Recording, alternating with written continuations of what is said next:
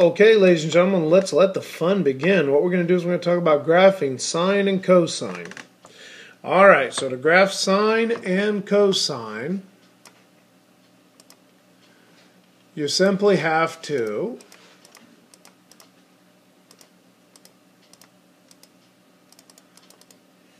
go to your calculator, double check your mode. If I'm in degrees, my window needs to be something that's set. So for example, right now, if I'm in degrees, I'm wanting to go probably all the way around a circle, which is 0 to 360. But if I go to my window, I'm only going to see from negative 10 to positive 10. That makes no sense to me whatsoever. So what we're going to need to do is let's set our x max at about 370. That way I get to see the whole thing. Now I'm going to go ahead and cheat on you and have you set that from negative 2 to positive 2. And we'll talk about y in a minute. Then we'll go back over here to graph and say sine of x. Hit graph. And when I do that, I actually get a pretty decent looking graph. There you go. That's using the calculator to graph. The other thing I could do is if I went to mode and switched it to radian, I'd need to also go to window. Now, radians obviously don't go to 360. It goes to 2 pi. Well, if it's going to 2 pi, that means I'm only going to about 6.5. So my x min, let's set it negative 1. My x max, I'm going to set it about 7. I'm still going to keep the same height. Graph it again.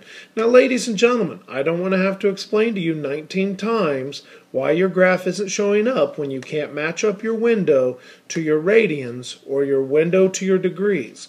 So if you're in degrees, it better go all the way to 360. If it's in radians, it only needs to go to about 7. So you guys need to be able to judge those things for yourselves. Nobody needs to hold your hand on the issue. Now, we have all sorts of other things we can do, but we're not certainly going to let you just graph things on a calculator. We need to know the general graphs by hand. So let's start with sine x. Sine x always, forever, will and forever shall be the following. It will only go up to 1, and it will only go down to negative 1. We talked about that in the previous video because it's a ratio with a hypotenuse of 1. It will always go from 0 to 2 pi, and that makes sense because in a circle, 0 to 2 pi is one time around. So that's called the period. The period of time, the period it takes for sine to do its job one time completely is 2 pi. That, by the way, is going to be true for sine, for cosine, for cosecant, because they're cofunctions, and secant. It is not going to be true for tangent, and it's not going to be true for the inverses. But you need to know that period is 2 pi for sine, cosine, cosecant, and secant.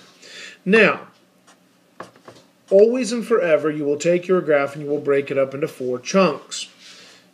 0 to pi, pi to 2 pi. Halfway between 0 and pi is pi over 2. Halfway between pi and 2 pi is 3 pi over 2. So, ladies and gentlemen, to graph sine every single time, you need to have this basic setup. We're going to do it bunches and bunches of times, so don't be lazy. Learn it.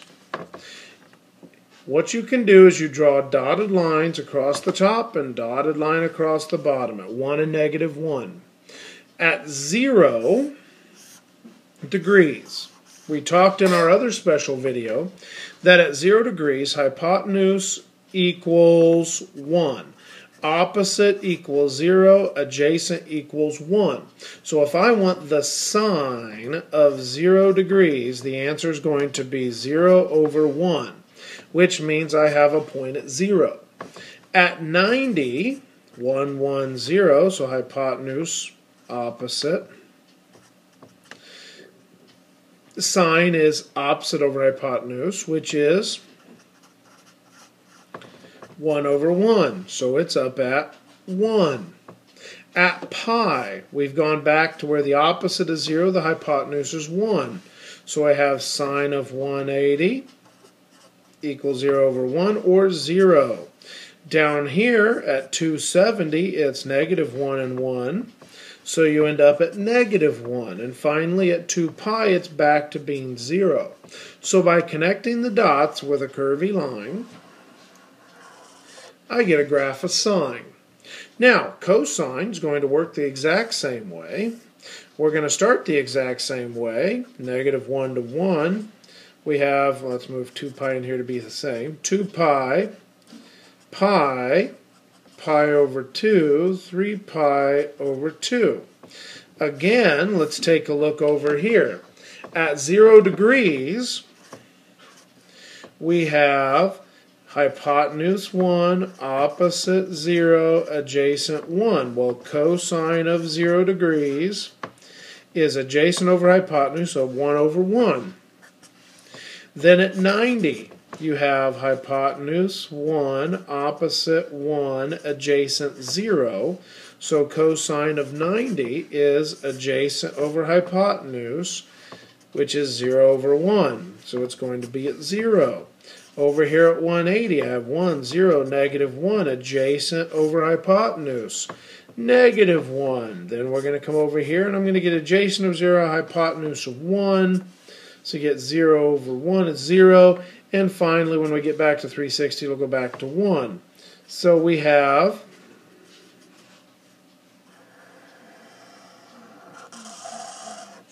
cosine. Now, both of these are periodic functions, and just like a circle, you can keep going and going and going.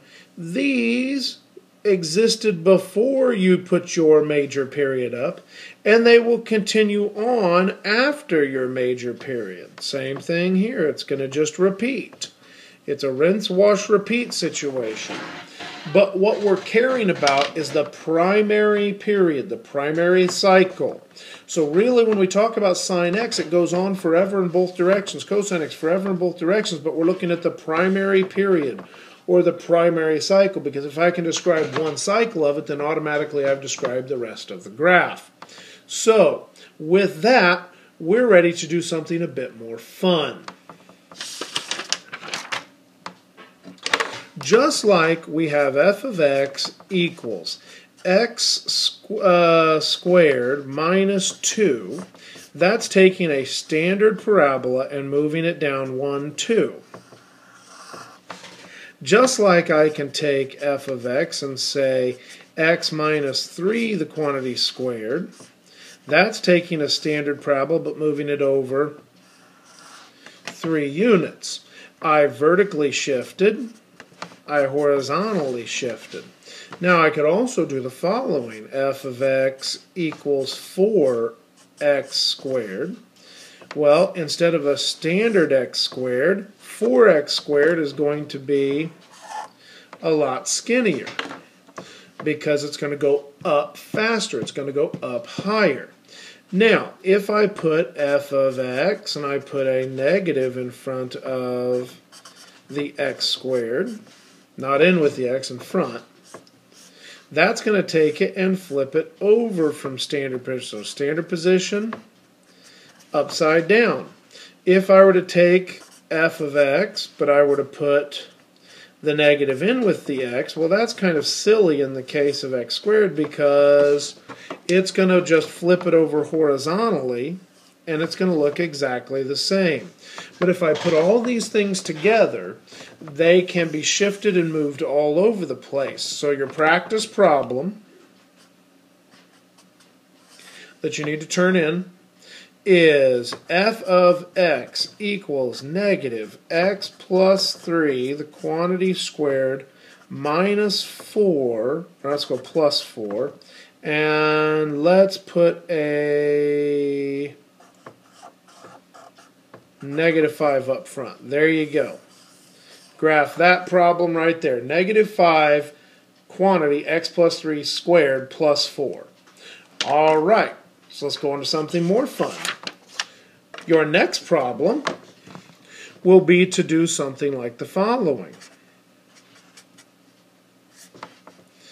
I want to do sine of x minus pi over 2 plus 4. Now, you'll notice it's similar in the same situation that a plus 4 is going to be a vertical shift. I'm going to move it straight up. In with the x, we have pi over 2. That's going to be a horizontal shift. And just the same way it worked on the previous problems, this will be a horizontal shift to the right. That's a vertical shift up. If I were to put 2 in front of sine, which I'm going to do, you can stretch it vertically, make it taller. If I were to put a minus in front of it, it would turn it upside down. If I were to put a minus in here, that would cause different issues. For now, let's take a look and try to graph this. We draw our standard graph, 1, -1, and we have 2 pi, we have pi over 2, and we have 3 pi over 2. You'll notice every single time I draw this, before I ever graph anything, if I don't see this on your paper, you do not get credit. It has been recorded. I can charge you for it now at any point.